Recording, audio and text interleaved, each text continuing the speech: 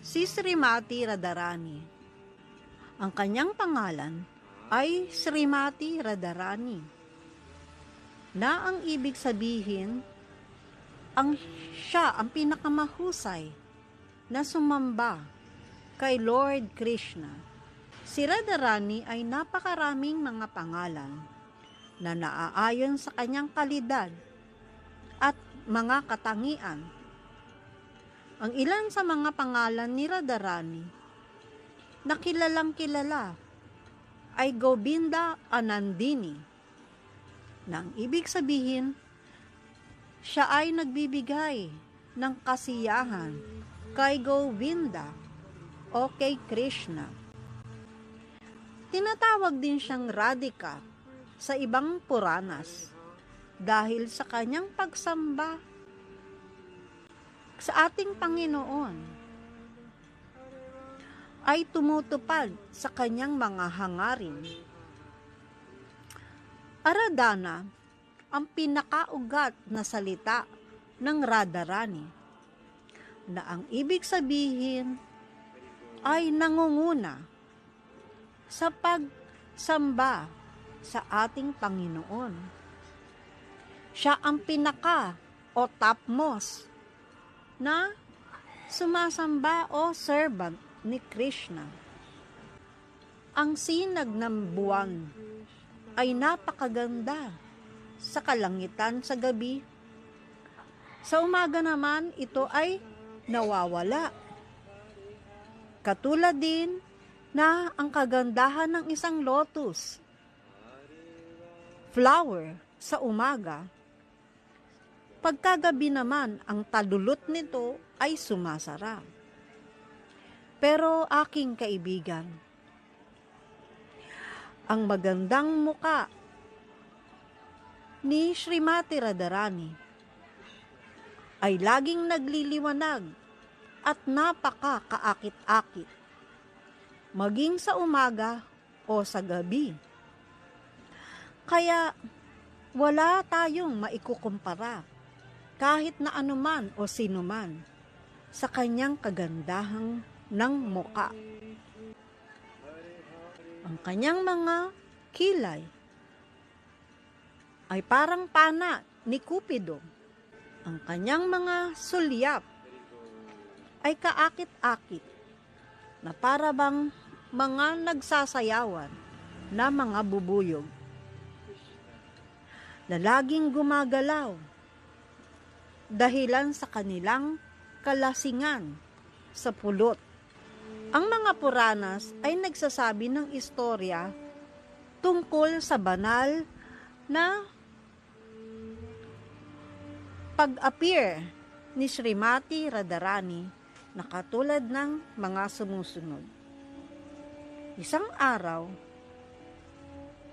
si Brisbhabhanu ay nagpunta sa malapit sa Yamuna ng katanghaliang tapat para maligo. Nang mga oras na yon ay nakita niya ang malagintong lotus flower na naroroon sa tubig at nagniningning na parang libu-libong mga araw. Si Brisbhabhanu ay dali-dali na sumulong sa lawa.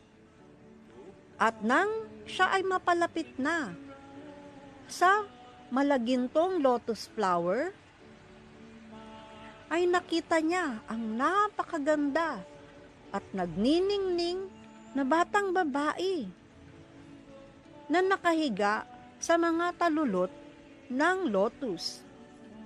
Na mga sandaling iyon, si Lord Brahma ay nagpakita at nagsalita ng may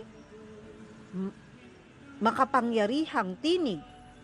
Sinabi niya kay Brisbhabhanu na siya, si Brisbhabhanu, sa kanyang dating buhay at ang kanyang asawa ay nagsagawa ng mga dakila at malalaking sakripisyo Kanya naman, ang konsorte ni Lord Vishnu ay kanilang magiging anak.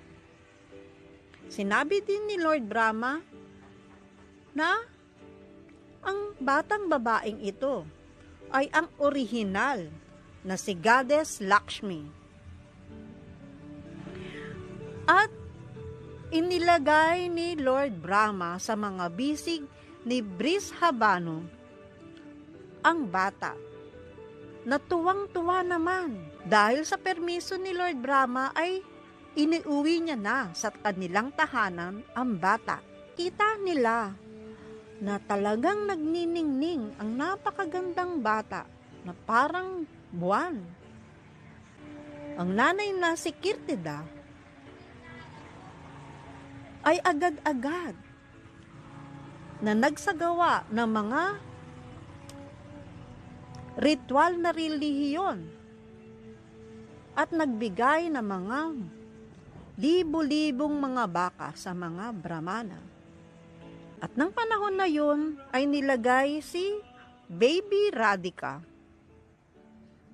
sa maraming hiyas na duyan. At dahan-dahan ito ay idinuduyan ng mga maliliit ding mga babae sa kanilang bayan. Araw-araw, ang kanyang katawan ay nagniningling na parang mga sinag ng buwan. Sa maikling panahon lamang, ay parang napagmasdan nila na ang batang babae ay hindi nagbubukas ng kanyang mga mata. Ang mag-asawa ay nagkaroon ng alalahanin na ang kanilang anak yatang ay parang bulag simula pagkabata. Simula pa lamang sa pagsilang nito, bulag na yata ang batang ito, sabi nila. Dumating si Narada Muni sa kanilang tahanan at sinabihan sila na kahit na ang babae ay mistulang parang bulag, kailangan pa rin nilang ituloy ang selebrasyon para sa kanilang anak. Kanya naman si Brishabhanu ay nagkaroon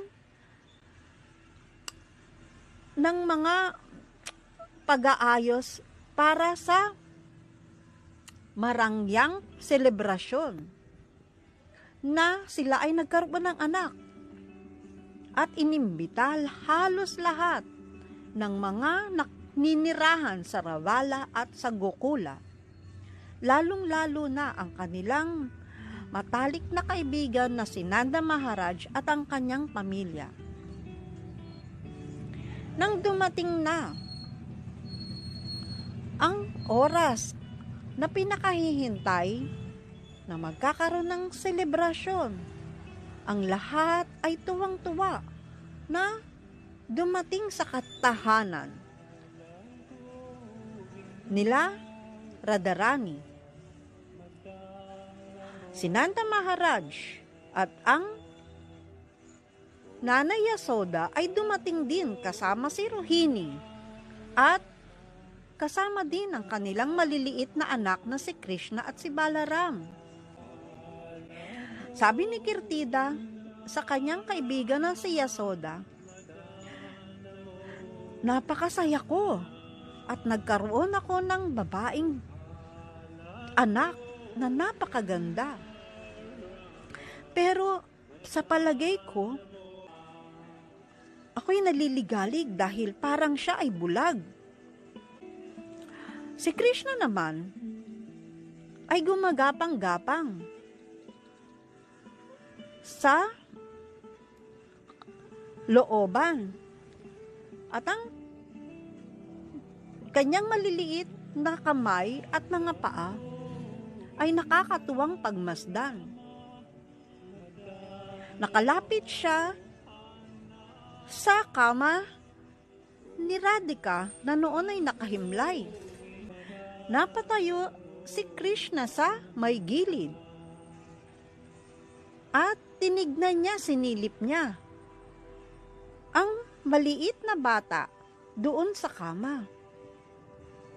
At napagbastan niya ang napakaganda na parang buwan na mukha ng baby na si Radhika na nagmumula sa kanyang katawan.